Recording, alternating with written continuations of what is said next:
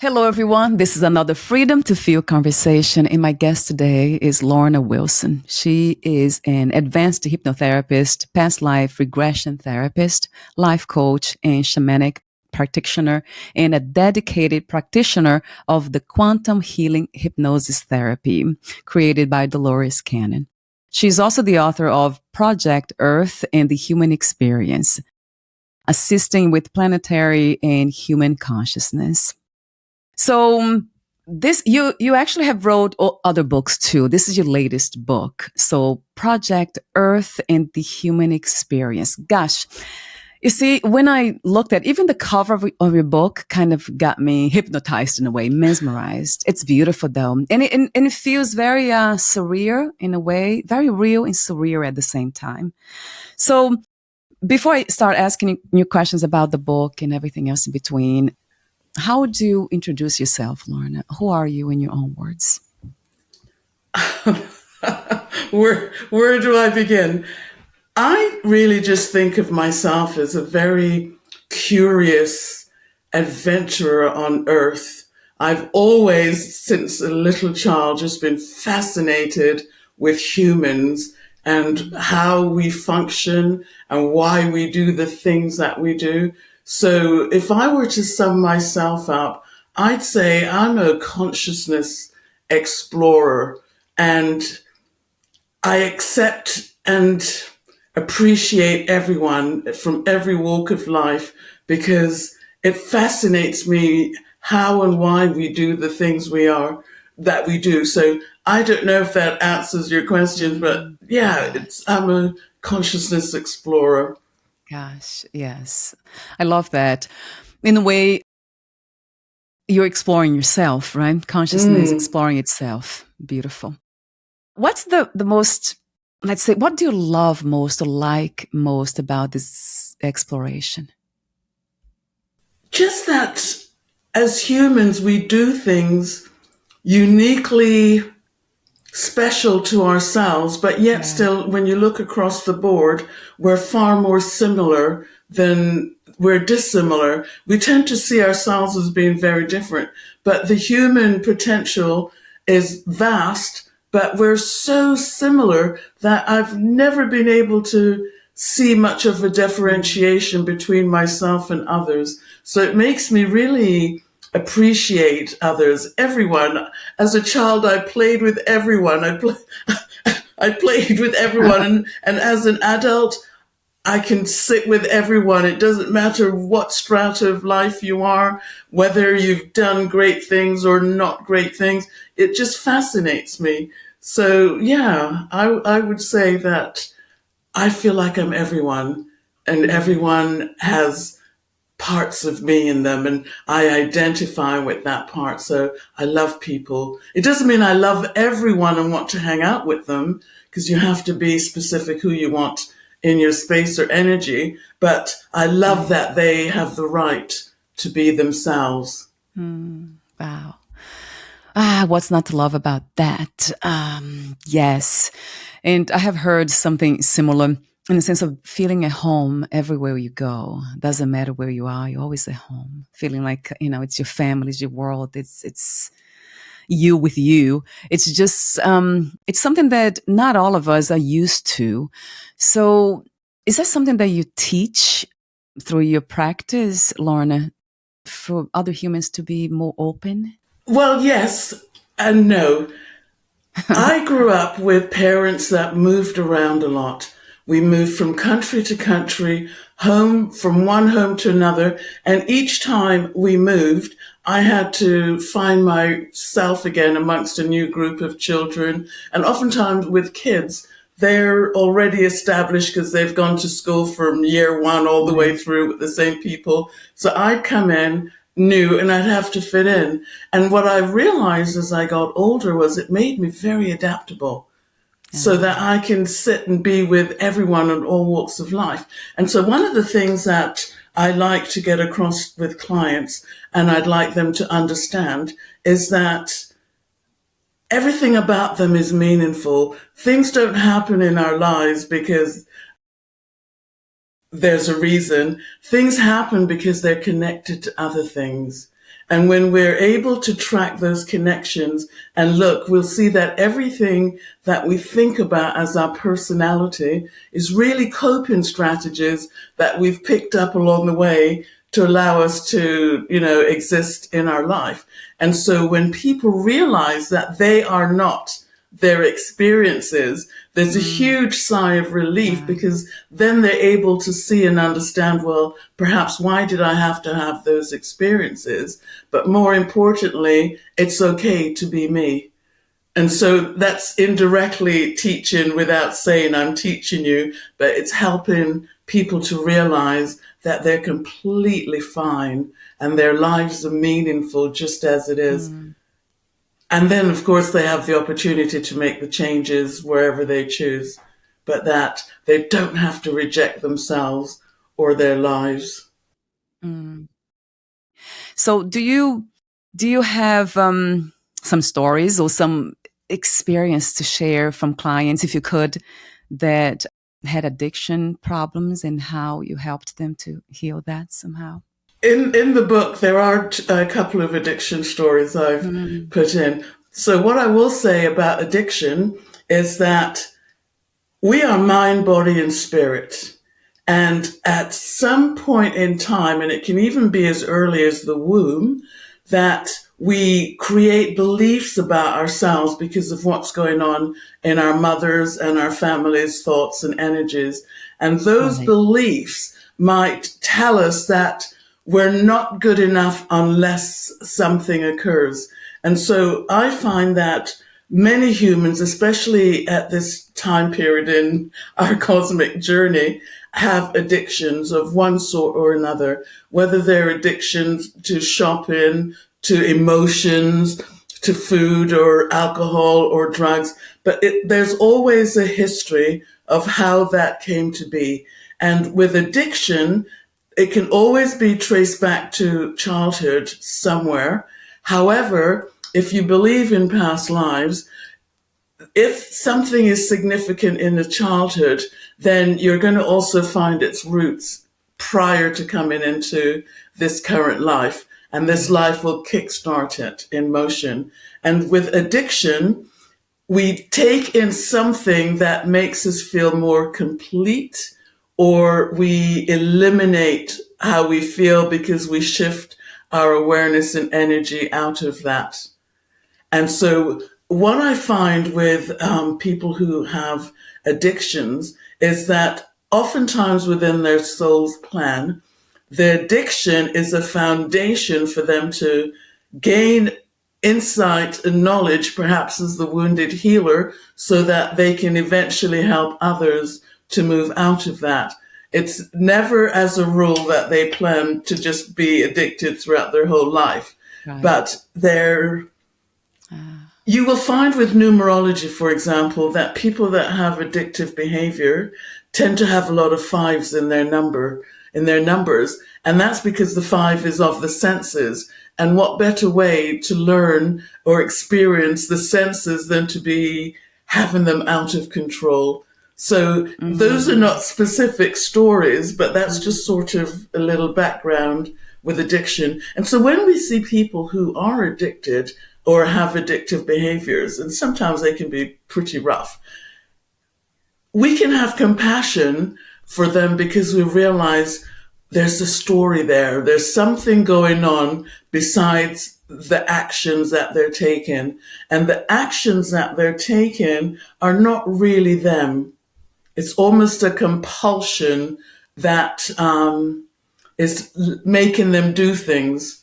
And the other thing I'd say about people who have had addictive behaviors is when they are no longer in the addiction, they can be some of the most deeply spiritual people I've ever met. The insights, the knowledge, the awareness that they have, the intelligence is profound. Yeah. Yeah. So I heard about a practice that can put us in this space of groundedness with the infinite almost right away. And that was saying to ourselves that we are divine. It's like a kind of a affirmation or mantra. I am divine, and then I am, and that's enough. I am even at that, not even trying to say that I am whatever it is, giving labels to it. I am, and that's enough. So for me, that has been a practice for a while and really grounded the body mind. It was incredible how, even now when I say it, kind of, it seems like everything becomes a background, nothing else exists. I mean, it's just fascinating. So, but have you heard about such a practice? These mantras of grounding ourselves in the infinite as finite beings? Absolutely. And I tend to encourage people to do that through their breath, because our Yeah. breath is the most unconditional force on the planet. It doesn't care if we're nice or naughty people, and it connects us to our source of life that keeps us alive. And most people, because of life and the stories they've had to live, often cannot really relax, or they breathe very shallowly, or they're contracted. And so what I find is that if I show them how to take one conscious breath and allow that breath to be in their body, it automatically and immediately grounds them. And also, it's a great place to start for those who want to meditate, because as you know, more than likely, whenever you sit down to meditate, if you're a novice, Yeah. and you think, okay, I got to sit and I got to do this, immediately you get an itch at the back of your neck. You think about your dinner or Yes. something distracts you. Whereas when you take that conscious breath, you bring your life force into your body. And of course, it has all the vitality that the organs and everything need, but it brings more of you into your body and into a place of being present. And it's just very, very simple. It's just one simple breath. Yes. So I can explain that because perhaps your listeners would appreciate that. So it's Yeah. just simply taking a deep breath in. So it doesn't have to be anything dramatic, because breathing's an internal, natural thing. We do it involuntary. But in this instance, you're going to be conscious of taking that breath in, because that plugs you into your source of life. And when you exhale, you just imagine that the breath just flows down your body all the way down to the tips of your toes. And what you actually do in that moment is you unite, you bring your left and right brain hemispheres together, and then you bring all of you into your body. And when there's more of you in your body, Mm. then there's less space for external things to affect you. But it also feeds your body electromagnetically and other things we don't understand that comes in with the breath. It feeds your body and you feel calmer. And you're now fully present in this moment, and you're out of your head. And you've brought balance and harmony in because you've united the left and right hemisphere. So it's just very simple. A breath in, and when you exhale, just imagine it just flows down your body to the tips of your toes, so that way it covers your whole body. And your nose is towards the top of your head. So just imagine from your upper part of your head or your body or your being, and then you just allow that breath to flow through. So it's just receiving more of yourself, bringing your own divinity into yourself. And we're all given our 100% life force, but as I mentioned, fear and stress, discomfort, illness often makes us breathe shallowly. In fact, even if I were to tell you some juicy gossip, shall we say, even about someone that you don't even know, you would be holding your breath like, what Yeah. happened next? And Yeah. so we tend to trap a lot of things in and breathe shallowly. And so when we just take that conscious breath, there's no need to count how many times you hold it or any of that. It's just simple. The breath of life that's given to me by my divinity, I just receive it. I don't have to come up with any thoughts or statements or anything, but I'm just bringing more of what keeps me alive and connected to the source of my life. And then you'll notice that you just feel calmer, more peaceful, expansive.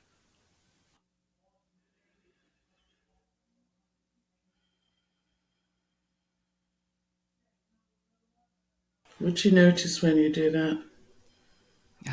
Relaxation. That's And so if you wanted to meditate, you would just go right into, because you're yes. now, what you've done not only united your left and right hemisphere, but Yeah. your mind and your heart. Mm, So all of you is now present and connected. And so it's similar to what you said, but without the words. right. Because sometimes people don't believe the words. Yeah. Gosh, we gotta believe that. Yeah. Yeah. I say that because oftentimes we have judgments about, well, if I were a bit better, or if my hair was this, or if my body was that, or I Yes. shouted at my neighbor today. It's like the breath just bypasses all of that. And it does. We all come from different backgrounds and we do different, there's so many different religions. And I never push away anything. I think everybody's on their path.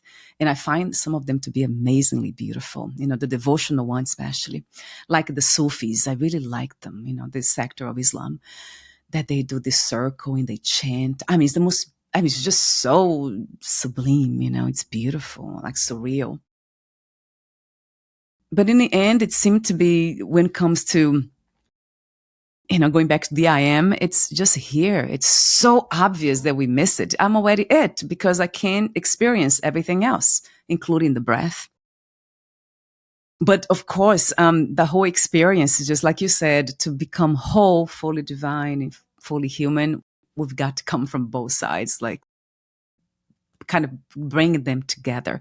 That might be the practice that we are on now. I don't know if you call it a practice, a training, like with all the things that you do, the books that you write, the practice that you run, and everybody else that I talk to, the amazing people here, seems like we're all trying to do that, align the infinite with the finite, just body, mind, make them one. Brain, heart, as you said beautifully too.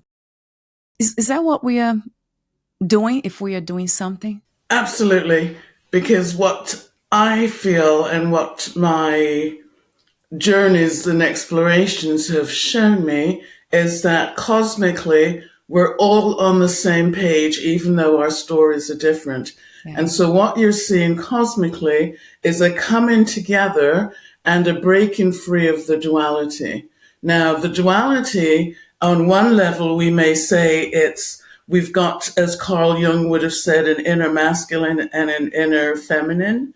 Yeah. We also have the way the mind functions compared to the heart. The mind is totally focused with the external world, especially the left brain, and the heart or the right brain is focused on the non-physical, where we get intuition and inspiration. But if we took it to even another level, our early brain, what they call the reptilian, the survival, our complex brain is very much about me, because it's about Yes. survival. Yes. And our evolution into the mammalian brain is about community and togetherness and heart and growing and building. And so what I'm seeing where we are cosmically is the collapsing of this duality into the middle path, which is things can be both this and that.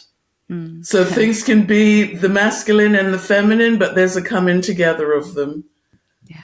There's a focus on me. If I'm focused on my reptilian survival brain, how am I going to survive? I got to compete and all that sort of stuff. If I use that knowledge and awareness into the community. So in every way that we're looking at life, it's a collapsing of duality. And it's also cosmically, I feel that the blinders are being pulled away. So we're actually seeing the reality of life rather than the belief systems of what we've thought. It's like there's opening and instinctual way that people have of knowing, even little children coming into life, they know things that our grandparents wouldn't even have ever thought of. But it's like the veil. There's a saying, the veil is thinning. It's not really one I think of, but it's like the dimensions are merging, and the stories that we thought were true, we're seeing that no, they weren't really true. And we've heard spiritual masters say in the past that everything's an illusion. And so in many ways, we're seeing the illusion collapse and bringing us back to the remembrance of who we are, that we are soul, that life continues, that we are connected to the divine, even if our lives don't look like it. And so that is what I'm seeing. And I'm not sure, I often can go off on a little tangent, and I don't know if I really answered your question. But to bring it back to your actual question, cosmically, we're all at the same place. And so if you look at it from an external position without the spiritual understanding, you'll have people who now say, well, I'm in the wrong body. Right.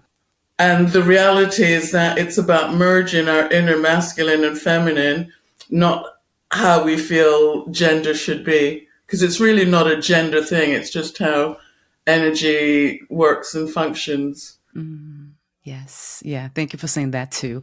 Yes. Yes. Yeah. So it really resonates with me, this idea that we, as something's being opened up here, we are now being able to see more of what we could see in the past.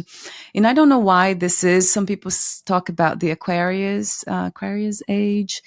There's a lot that has been said. Is that something that resonates with you too? Well, it does, but I have to say, with all because I've been an avid reader, I've never really fully understood astrology.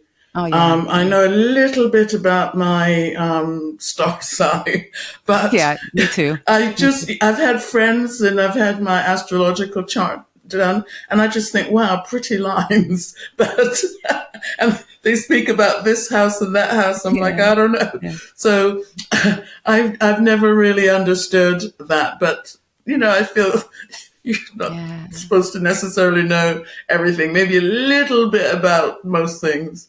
So, yeah, I don't know. But from what I'm told and what reading and researching astrologers and say is that, we go through different ages, and we're moving into the age of Aquarius. Yes. Do you feel this shift? Because the book that you just published, Project Earth and the Human Experience, you mentioned that that came to you as an inspiration in 2009, and you just released the book now. So why now, Lorna? I woke up one day about 6 months ago, and I hadn't planned on writing another book. And it just came to me that I had to write a book. But I had no idea what the book was going to be about. And I don't usually speak about myself and my experiences. But as the days progressed, it just popped into my mind, well, I could include a little bit about this. Yeah. And then before I knew it, the book kind of put itself together through my experiences and things that I'd explored. So in a nutshell, what occurred was in 2008, I had a session with Dolores Cannon. And in that session, it was a regression session. And it began with me finding myself in a barren, deserted field with a stone in my hand. And when I opened my hand, I saw that the stone had a symbol on it. And the symbol connected me to the others. And I had no idea who the others were. And so I later, over time, discovered who the others were. There are other aspects of myself. But the symbol, and I've found this to be true for other clients and stuff, we all have a symbol. It's like our personal signature frequency. It has all the information about our soul group, our soul's history, all that stuff. But anyhow, so one day, a year later, I was in Provence in France with a friend, and she also was a hypnotherapist, and, it was just a lazy day. And we thought, let's just do a session. And this time I said, I'll be the client. And so I lay down and it just popped into my head to use my symbol. But prior to that, I'd used it for exploration things like as a hands-on healer. I would imagine myself standing in it, or I'd imagine it on the palms of my hand or over my heart. Yeah. It was just, almost childish things, but it was just trying to figure out, what's this symbol all about? But that day I decided to just step into my symbol to take me into the trance state of the session. And the fascinating thing was, as I stepped into it, it just began spiraling and spinning so fast that I felt like I went off planet. But I found myself in front of a cave, not a cave, cliff-like face. And I stood there and I did this circular motion with my hand, and a door opened, but it was an invisible door. I couldn't see it. And it opened and I stepped through and it closed. And I learned that there was something to do with the heart and a way of getting in. And that's how I discovered Project Earth.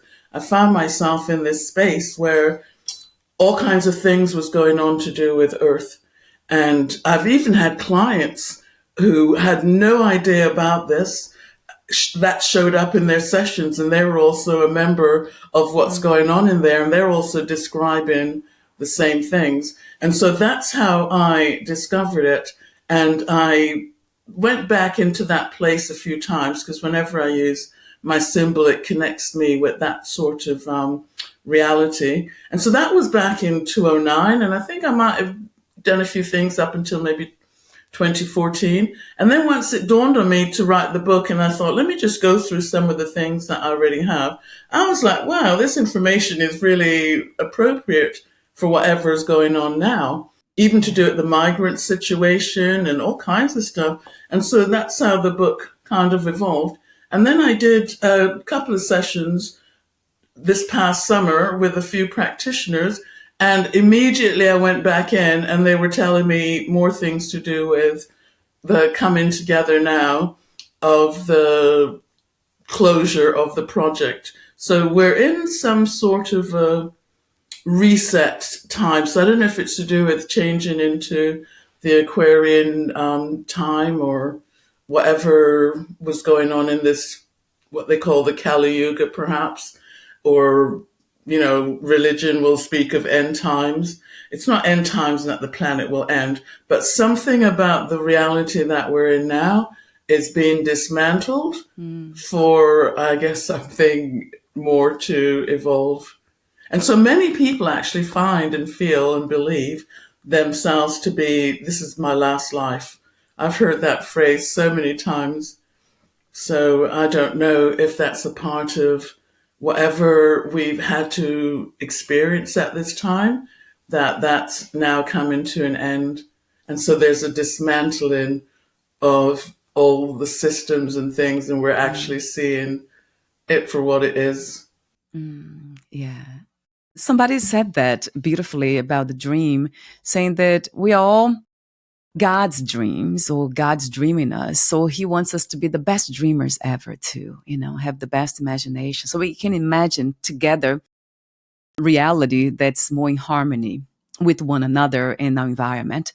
So it sounds like that's what we are trying to do here.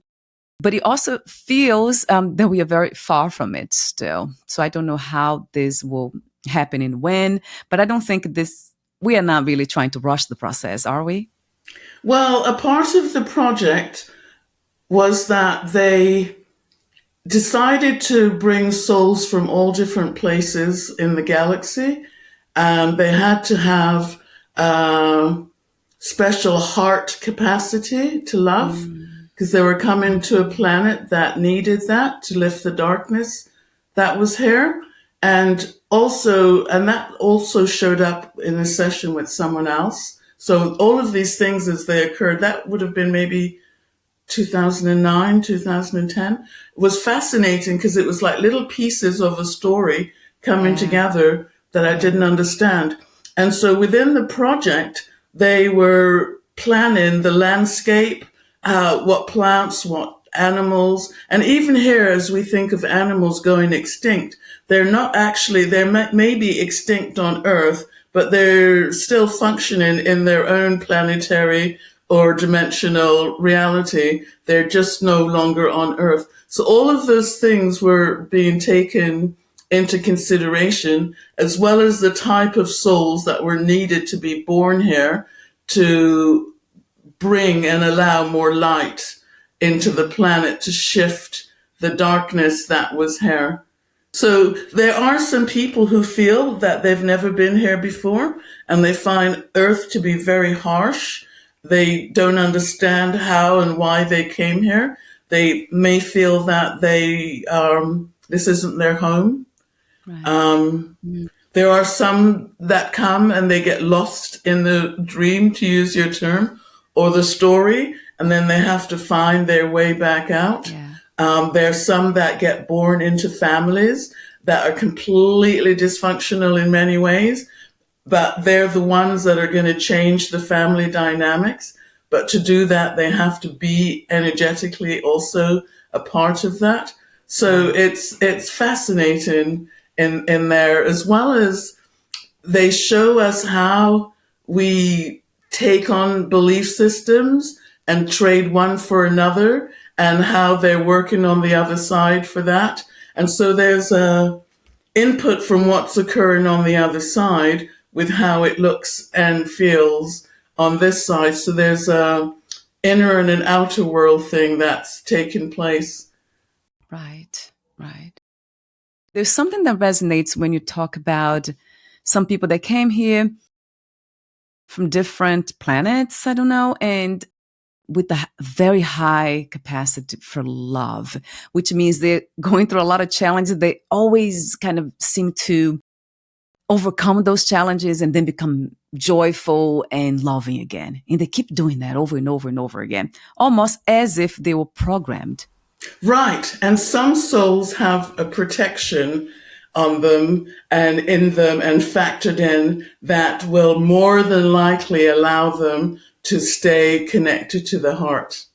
One person, a client, and whenever the clients have these things show up in their session, I have no idea what their subconscious is going to show them in relation to why they're having the session, but their stories oftentimes link in with the Project Earth. And one person who came from a jewelry family, she said, as she was describing souls coming to Earth, and this is around her own issues with the session, why she was having the session. And she said, oh, this is very strange. I'm seeing some of them having a cabochon on their head. And a cabochon is a jewelry term for like a certain type of jewelry. And she found that very interesting, that not all souls have that. And it was only in hindsight that I realized that she was describing that some souls have a protection on them that they come in to give them the chance of being able to fulfill why they're here. Yes, yeah. So when you say, in the book, you said human consciousness has the potential to evolve from a primal focus of interpreting the world through the senses into incorporating the heart connection to all of creation. So that's, and you said that has been the primary goal of Project Earth. So bringing everything together, moving into the heart. You use that term too. I highlighted this here. So what would that feel like when we are there? Like for people listening, watching this, if they are trying to kind of measure if they are there already, how would you describe? It's recognizing that nature and all of us are interactive and interconnected, that there is no separation. For example, you may have a dog and you love that dog. And because you love that dog, you can interact and communicate, or with your cats or your birds or your pets. Yeah. There's a dialogue that takes place that you cannot quite put into words, but you understand perfectly. Take a child who just goes and lays on the grass and stares at the clouds. Immediately they're in a wonderful space. I mean, we even do it as adults, but it's that interconnection with nature and recognizing that we are very much what nature is. And when you're in that space, it opens your heart. When you're with your dog who you love, or your cat, or your baby, your heart just expands and all is well and you just feel so good. So it's that, but allowing that to also extend to the rest of humanity, to the rest of the planet.